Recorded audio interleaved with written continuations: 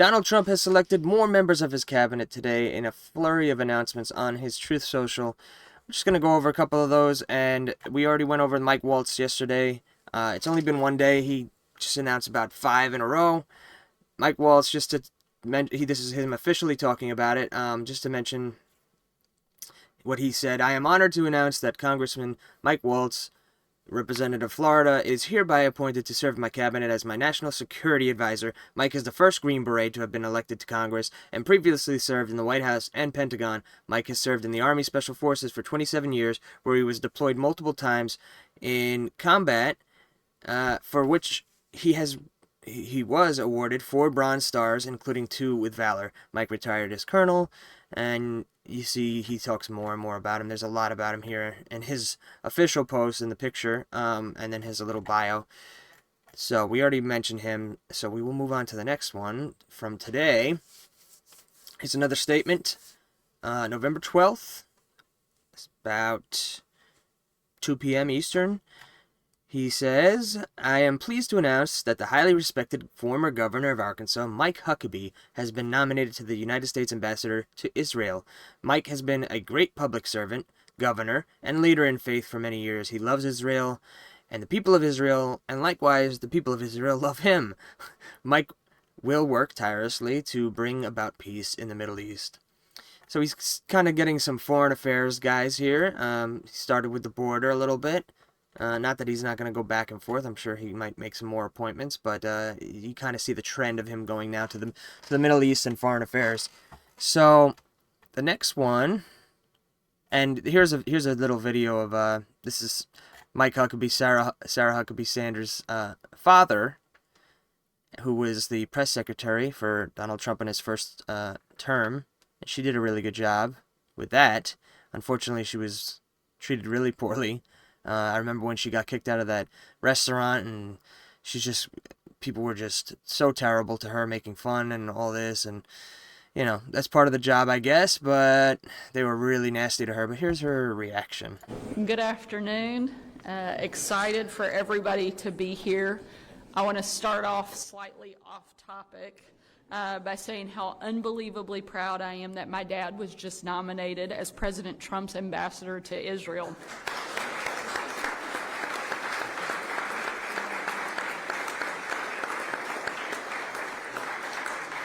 I had the chance to go to Israel for the very first time with my dad when I was 11 years old, and it literally changed my life. There's no greater supporter and nobody that has a greater understanding of our two nations' unbreakable bond. And there is probably a little bit of bias, but there's no one who will do a better job in this role. Congratulations, Dad. We're all very proud of you. It's very nice. And here he is here. Let's see where he is. There he is. I remember him from all the commercials on all the conservative channels. He's always on there. Israel ambassador. Okay, so moving on. Next one, Stephen Witkoff. I am pleased to announce that I have appointed Stephen C. Witkoff to be special envoy to the Middle East. Steve is a highly respected leader in business and philanthropy who has made every project and community he has been involved with stronger and more prosperous. Steve will be an unrelenting voice for peace and make us all proud. Okay? Another one. Let's see, wait, Witkoff. Let's see if yeah, here he is. Oh, yeah, he spoke at the final, I think this was, MSG. Yeah, he spoke there. I am pleased to announce that William Joseph McGinley will serve as my White House counsel. So William Joseph McGinley, White House counsel. Bill is a smart and tenacious lawyer who will help me advance our America First agenda while fighting for election integrity and against the weaponization of law enforcement. He served in my first term as White House Cabinet Secretary and played a major role in our election victory as the RNC's outside counsel for election integrity. Bill has served as a general counsel at the National Republican Senatorial Committee, has been a partner at 2 international law firms, and will work with me as we make America great again. All right, there's more. John Ratcliffe to director of the CIA. So, exposing fake Russia collusion to be a Clinton campaign operation. to catching the FBI's abuse of civil liberties in the FISA court. John Ratcliffe has always been a warrior for truth and honesty with the American public. When 51 intelligence officials were lying about Hunter Biden's laptop, there was one, John Ratcliffe, telling the truth to the American people. Good guy, good guy. For these and many other reasons, it was my great honor in 2020 to award John the National Security Medal, the nation's highest honor for a distinguished achievement in the field of intelligence and national security. I look forward to John being the first person ever to serve in both our nation's highest intelligence positions. He will be a fearless fighter for the constitutional rights of all Americans while ensuring the highest levels of national security and peace through strength. Very good, very good. This is, where is he? See on here, I'm trying to put the faces to the names.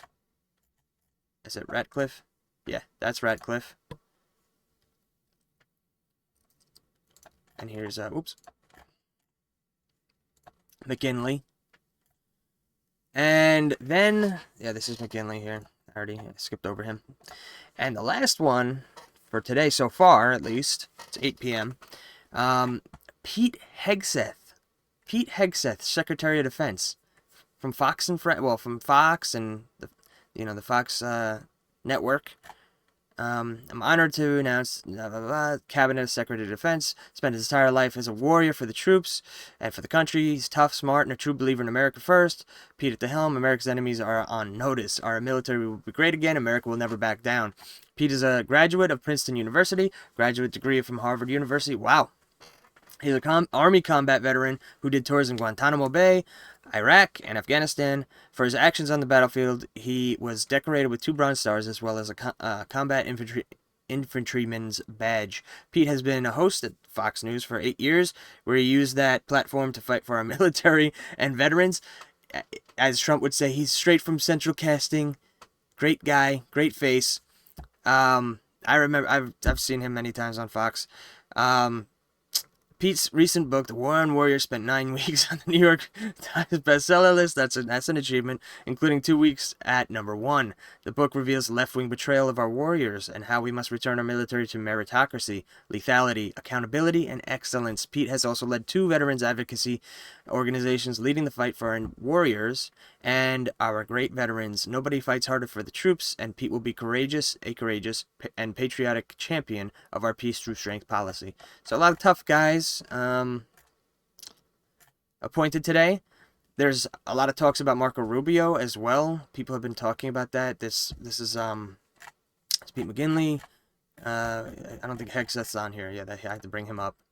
Here's Hegseth, good-looking guy, and there's Ratcliffe. But people have been talking about Marco Rubio. That has not been confirmed, but it's very likely. Yeah, Fox News says very likely. Secretary of State.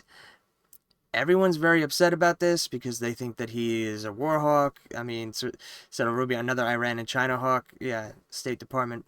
We all know Marco Rubio. What was he? Little Hands Rubio, or Little Small Hands Marco, or something that Trump called him in 2016. Yeah, he ran for president. Oh, there it was, Little Marco. The Little Hands was Trump, right?